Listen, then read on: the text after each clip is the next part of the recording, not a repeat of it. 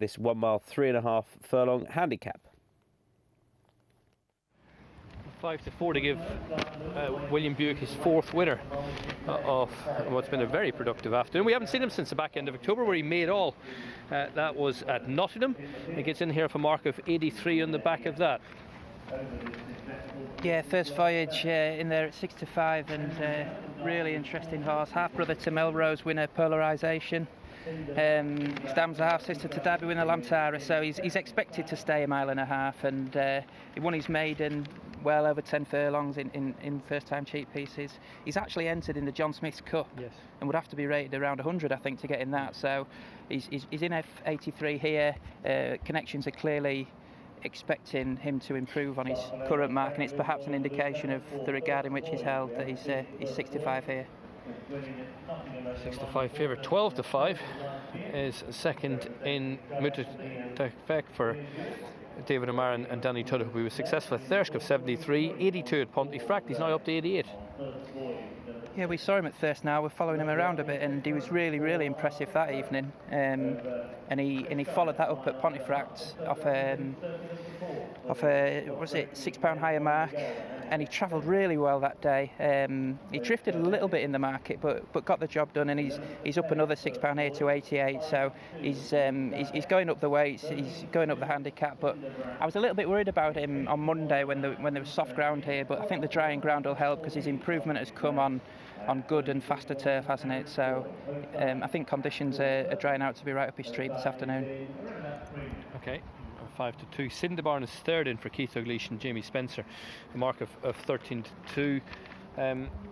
He ran well, I thought, at Musselburgh in his penultimate start. Just Epsom Galopé obviously was a well handicapped winner that day.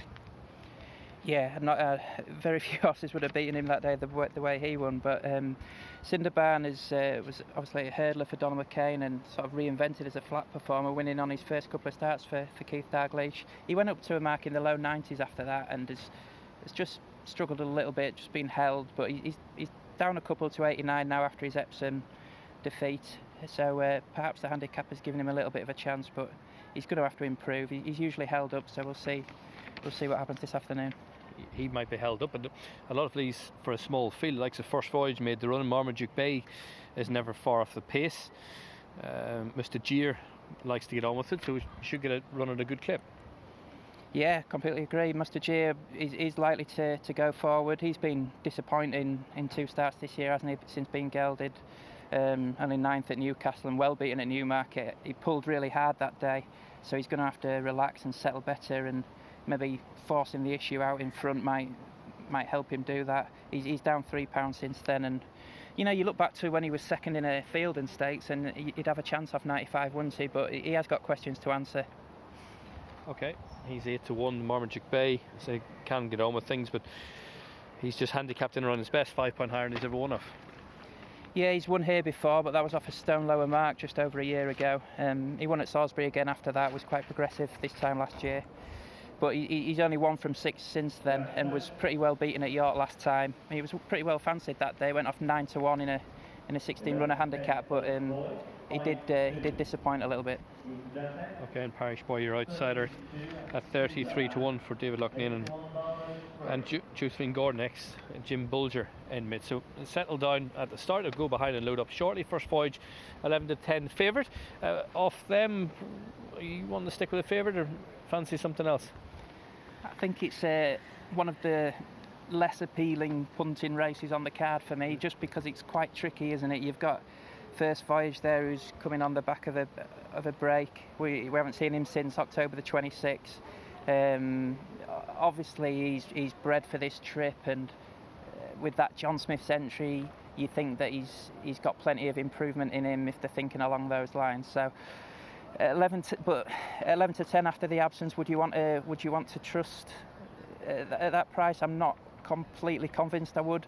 Mutadafek's obviously the chief rival, because he's progressing so quickly, isn't he? Since switch to turf for David O'Meara, he's 2 from 2, and he just looks like he's ahead of his mark every time we see him. So if he progresses again from Pontefract, he's a massive player, and I think out of the two, I'd probably go with the O'Mara horse, Mutadafek, just because of his progression and because he's got 2 runs under his belt this season and conditions are absolutely perfect for him. But I must admit, it's not a race that's making me want to go out there and have a bet. Even though it's a pretty interesting little contest for the older horses here. It's their penultimate race at Haydock Park. Don't forget, plenty of action still on the channel tonight. Hamilton Park and Kempton Park supplying another 14 live races, and we conclude here at 5 o'clock with an older horse maiden over the 11 furlong trip. It's got quite warm, hasn't he, Mustajeer, as he loads up into stall 5. So loading underway for the 4:30, 11 to 10 the favourite. Let's get back up and rejoin Mark. Thanks very much indeed, Niall. Yes, he is in an absolute muck sweat, Mustajeer, down at the start. He was pretty wet when he came out to warm up in the back straight, but he's really boiled over now. This is Parish Boy, and we've seen more over hurdles in the last 12 months than we have on the flat. 7th at Chester on the flat last time, but before that down the field in hurdle races at Stratford and at Wetherby. As mentioned earlier on, Josephine Gordon with 49 winners so far this calendar year in Britain. Don't get me started on Jockeys Championships. And at the moment he doesn't want to go forward, Parish Boy, so they're just going to try and give him a couple of spins to get him forward. I'm not sure whether Niall's had a chance to report this yet or whether he's even heard this yet, but apparently on closer inspection, we've been told, in the stable block, the racecourse vet has informed the stewards that in our 7th race, the newcomer Assiduous, I like this, on further inspection, the vet has told the stewards that Assiduous is a gelding, not a colt. I hope somebody told poor old Assiduous. Anyway, this is Marmaduke Bay, course and distance winner last May, about to move forward, and then there'll just be one more left out of line, and that will be Mutadafek. Last one moving in. They're in the gate. And they're off, and very slow to begin was Cinderban. So they race over just shy of a mile and a half, starting on the side of the track. And through the early stages, Marmaduke Bay will claim the early lead and moves on by a neck to the inside. First Voyage racing in 2nd. Parish Boy is in 3rd. Then Mustajeer on the inside in 4th. Mutadafek is in 5th position. And Cinderban, who was very slowly away, is now just a couple of lengths off the 5th horse as they make the run down the back straight. So now they angle towards the outside of the track, preparing for the dogleg turn. Takes them slightly right-handed as they go through 1/3 distance. And it is Marmaduke Bay, a winner here over course and distance last May, who strides on now with a clear lead of 2.5 lengths over First Voyage, who we haven't seen since October last year, racing in 2nd, as now they tack across to the inside rail. Parish Boy is just in 3rd. Towards the inside, Mustajeer is in 4th, and then in 5th is Mutadafek, and the back marker is Cinderban. So about to make the turn out of the back straight, racing now towards the halfway point.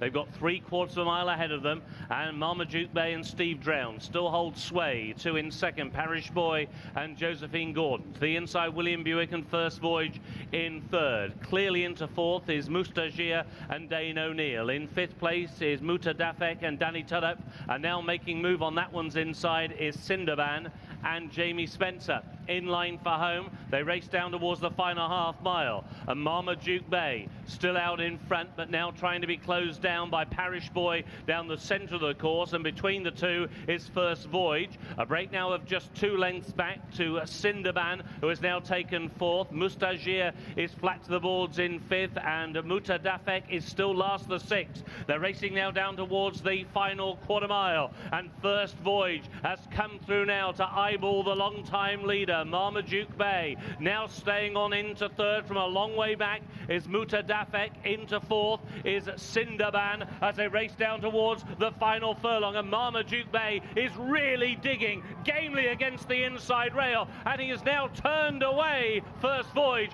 back in 3rd. Mutadafek is still trying to close, but it is Marmaduke Bay out in front for a 2nd course and distance success. A gutsy effort from Marmaduke Bay. In 2nd was Mutadafek, and back in 3rd, First Voyage. Yeah, a bit of a turn up, 16 to 1. Marmaduke Bay wins for Mark Usher. Steve Drown on board, beats Mutadafek in second place for David O'Mara and Danny Tudhope. And First Voyage was third for Charlie Appleby and William Buick. Up in the weights, he was better company, but that was a game performance. Yeah, he's followed up his course win from last year, and that was a terrific ride, I think, from Steve Drown, because he's dominated and set the pace up front, and everything else has struggled to get into it really, and his mounts just responded for pressure when he was challenged by the Godolphin horse First Voyage, and gone away again. So yeah, I think it was a good ride, but he's won fair and square, hasn't he? Oh, yeah. Cinderbarn went to throw down a challenge, First Voyage threw down his challenge, and they've petered out. He's just kept finding, hasn't he, and rolling away. He has, yeah. He clearly suits him, this course and distance, and he's found more when asked, and he's done everything right. Mutadafek has probably been inconvenienced by the way the race has turned out. He was, he's held up by Danny Tudhope in the early stages, and he still seemed to have running left, didn't he? At the end, he was gaining a little bit, but nowhere near enough to get the winner, even though he managed to get to First Voyage and nick second on the line. But yeah, take nothing away from the winner. He's deserved this, and yeah, a good performance. So head away down the back straight, in front, First Voyage, no complaints. He's had every chance, sat with the winner and out battled or whatever, close home, where the winners just dug and found plenty winning here for Mark of 84. Yeah, First Voyage, this was his first go at a mile and a half, but everything on breeding suggested that he was going to improve for the step up in trip, and I don't think you would blame the trip for his defeat today. He's settled nicely, he's relaxed, he's not doing anything wrong there. He's in a nice position as well under William Buick, who's been riding so well here this afternoon. So no excuses for First Voyage. Maybe fitness, you could say. This is his first run since the end of October, so perhaps that's an excuse. Well, not an excuse, but maybe a reason for why he couldn't go through with his effort in the closing stages. Yeah, but really nice performance by the winner. Just watching him come around here with getting the loudest cheer of the day. Yeah, someone's very happy with that, and rightly so. Another win at Haydock. Here he is, just coming in. Just rolling away up front. Here I thought Cinderbarn was going to come to throw down his challenge. Mutadafek is sort of winding it up further back as well, trying to thread his way through. And here you think, well, First Voyage is going to go on and win easy. You do, because the winner's under pressure, isn't he? And First Voyage still looks like he's got more to give, but it's about here where his effort peters out a little bit, and then you're looking in behind for Mutadafek, who travelled really well. He was tanking along 3 out, but he did have plenty to do, and he's trying his hardest. He's still got running left, but he's not really making any significant inroads until here, where he goes past First Voyage, who's weakening perhaps on the back of that break. Yeah. Steve Drown's just going to pose for a photo. Lots of happy owners about. Take the head on. Just here, you think First Voyage is going to go on and win his race, but Marmaduke Bay has just kept rolling all the way in front, and son of Duke of Marmaduke for Lambourne trainer Mark Usher sought out the best for Steve Drown, who's just going to join us on his way to next. Can I come back? Yeah, no problem. He's going to go and weigh in and come back out, so we'll catch up with Steve in a minute. But a really game performance. Marmaduke Bay makes most of the running and wins nicely. Yeah, he does. It looked at this stage, as the guys were saying, as though First Voyage was just going to pick him up and go past, but he likes it here, does Marmaduke Bay. We've got a good ride from Steve Drown, and now the panic signals from William Buick started to show as the horse on the inside, Marmaduke Bay, been in front all the way, just found, then out of shot. Mutadafek staying on from a bit further back. He just got left behind as the tempo quickened, but he stayed on really encourageway for game, this horse, in his second win over this course and distance. Steve Drown, Mark Usher, the Ridgeway Alchemist, 16 to 1. Marmaduke Bay. Mutadafek was second, 9 to 4. 2.5 lengths the winning distance. First Voyage was back in third, 65 favourite.